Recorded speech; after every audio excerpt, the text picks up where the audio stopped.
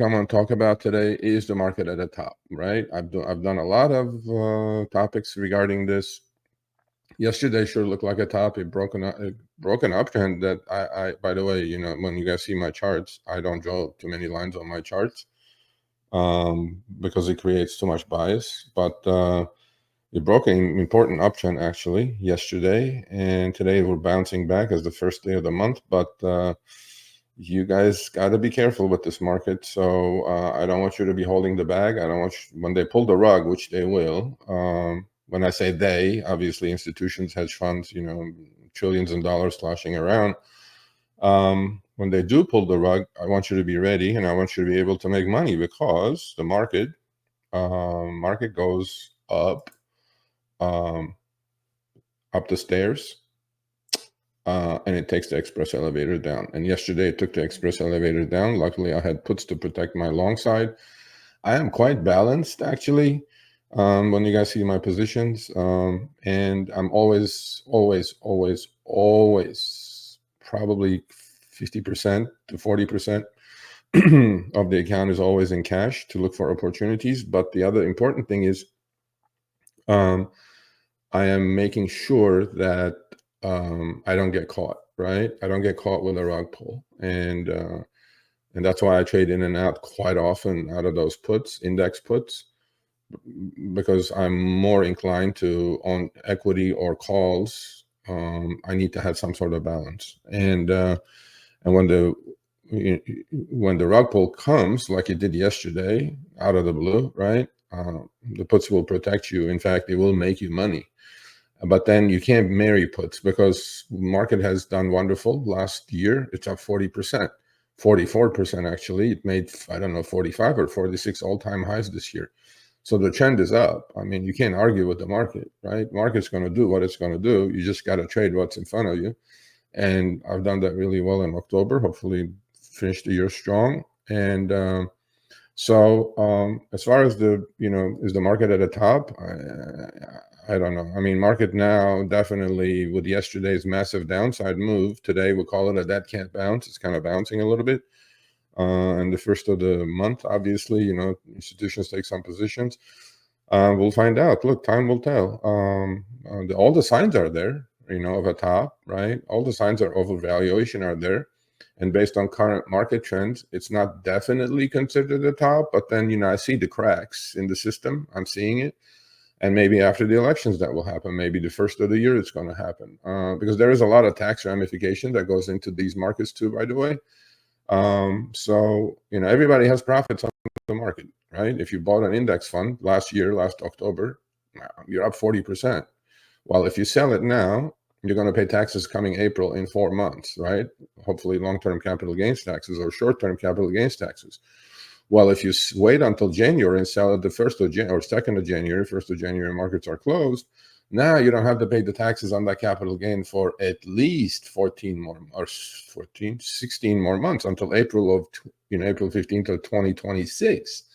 So I'm kind of, seeing a little bit of a turbulent future coming up, and elections obviously are going to affect a lot of it. I honestly, I don't think I'm going to talk about it in a segment who's good for the markets. It's pretty neutral, really, when it comes to that. But I'm sure volatility is going to be increasing in the next week or so. And that's pretty evident with what's happening with the volatility index, VIX, right? I told you guys about that a while ago. Please watch that. Its symbol is VIX. So at the moment, there is no definitive signs that this could be considered the top, okay? And the indices are continuing to hit all-time highs. I mean, but there are growing concerns, obviously, about potential overvaluations, particularly in the certain sectors like technology. And we know what happened to Microsoft this week. We know what happened to Meta this week, right? We know what's happening with Apple now. They look shaky. The charts don't look that hot to me, although they're pretty close to their all-time highs. So, I'm not calling it a final top. That has to happen. We need to have a drawdown, we need to have a bounce, and then we need to roll over for that to take place, and that's not happening. For a short period in July it happened because of the yen carry trade, and we know how violent those could be. Nasdaq pulled back 15% in a matter of 3 weeks, 2 weeks, 3 weeks. That's a lot.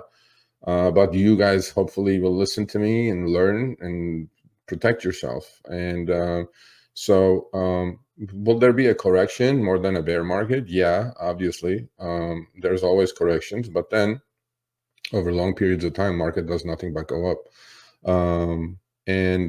So yeah, is it a top? No, there's no top. The charts are still up. The trend is your friend. But as investor or traders, right, you should monitor key indicators and remain cautious. And I'm always cautious, right, because I don't know what's going to happen tomorrow. I'm trying to actually buy things that are outperforming and which I've been talking about for months, such as Carvana and Kava and things like that. And, short things that are not hot. And believe me, you can make money, more money and faster actually on the downside than you can make on the upside.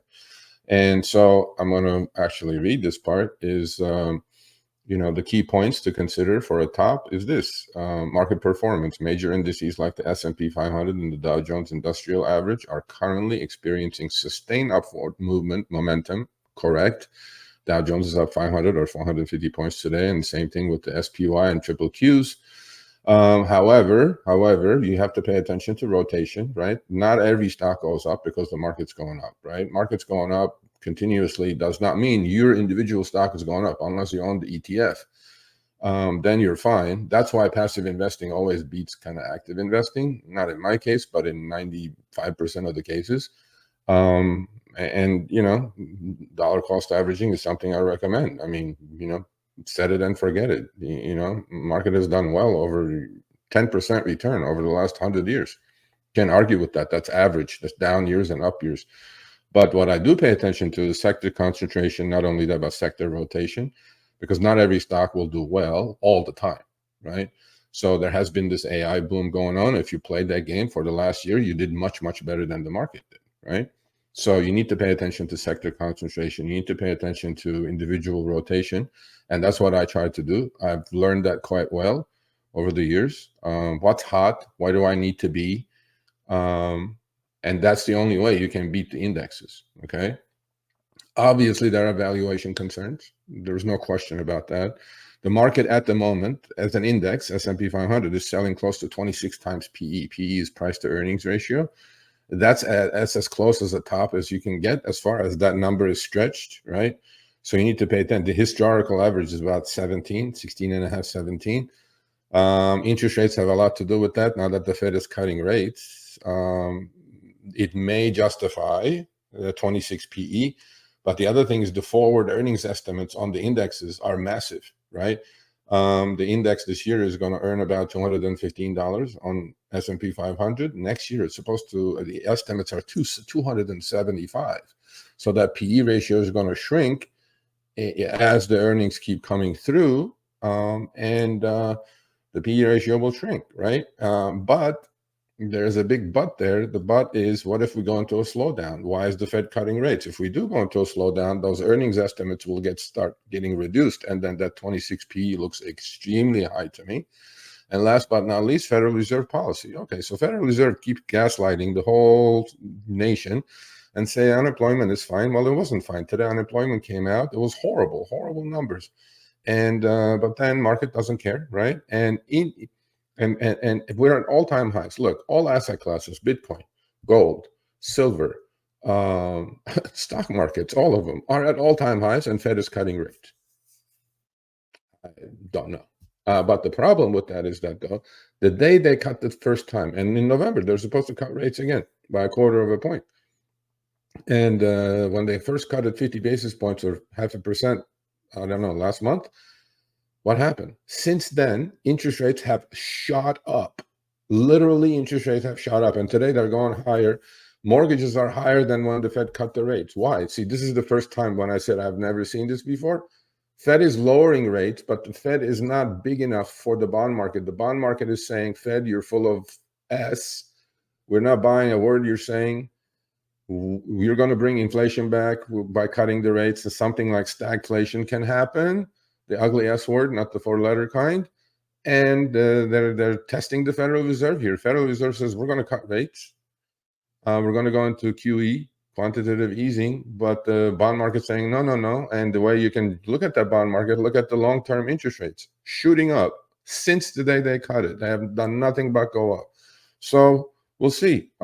Is it a top? No. But am I keeping my eyes and ears open for for a turn? Absolutely.